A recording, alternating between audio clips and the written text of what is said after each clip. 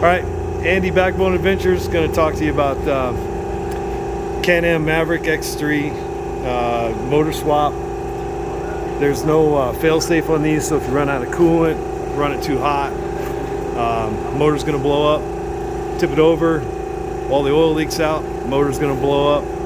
Trevor here is going to tell you how we swap motors. So it's a little hard to tell now. So obviously you have your clutch cover and most of your intake boots here normally, but basically as far as motor mounts go, you have this one mount that the drive line kind of comes through. When you take the motor off, you can leave that all attached. Just leave that mount all bolted up. All you really got to do is these 3 Torx 40 or 10 millimeter bolts, and then these 3 Torx 30 or 10 millimeter bolts on that side there on the driver's side, and then on the passenger side you just got this little mount there with your 3 bolts there. So both your main mounts can just stay in place. Basically after you pick up all of that, you know, typical motor swap stuff, you're undoing hoses, all of this stuff normally has a little black cover on it. Obviously we have that off. But got all your coolant lines that are mainly popping into there. You can leave the turbo and your intake manifold, all that on. It's pretty simple. So when that motor, when it blows up, it's kind of the same stuff every time. This one was a little bit more severe, but yep.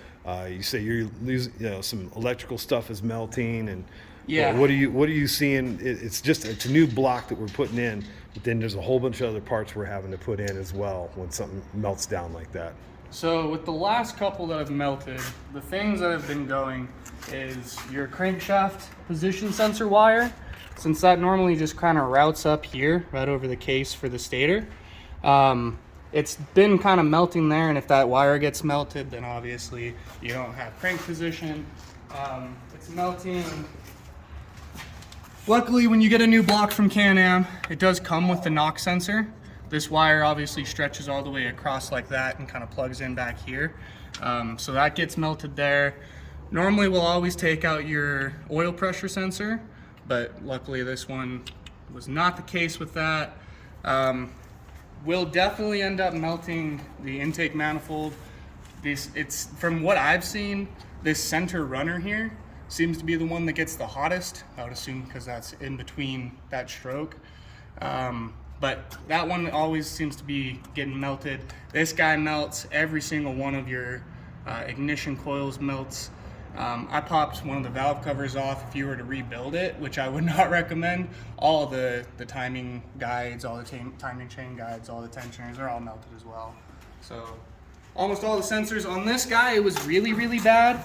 So in behind here, in behind your water pump, that impeller, we actually had ours melt and the bearing behind it melt as well. So we had to redo that on this one. But other than that, I mean... Yeah, this oil pressure pin, let's talk about that, because you know that's been an issue in the past. Yeah, so this guy here, so that's a Torx 50. When you pull all this cover off, all these accessories and all that, behind that, there's a little pin. I think we might have one. Little pin just like that. It's part number 420256518. What's that look like? Kind of. Oh, yeah, you don't have to pull it out, but yeah, just see it. So it's literally just a pin, and it has an opening.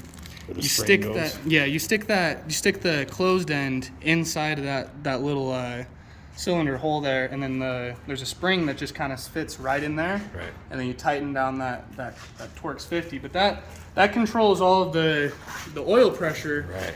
That's your oil pressure spring, and if you do not pull out this little piston from the other motor or buy one in advance, then you're not going to have it. You're going to start it up, and it's going to have... Because Can-Am doesn't send that pin. Yeah. Everything else is in there, the spring, the bolt, all the other shit, but that Yeah. is not included when you buy a long block. Mm-hmm. Right. Okay. So Outside that's just all your plastic, right? Any notes you need to tell anybody about that? Bleeding the system? bleeding it, I mean, as per Can-Am instructions, I mean, they just say since you're Your reservoir normally sits up here, which makes it the highest point. It's really good at kind of bleeding the air out itself. So Can-Am's instruction with bleeding it is just to fill it up. It'll suck down all the coolant into the line as much as it can, and then just run it. You go through 2 fan cycles, so if your fan turns on twice, then you know it's fully bled. You shut it off, let it cool down, and then refill it in your bled. So Can-Am's aren't too bad with any of that stuff. Okay.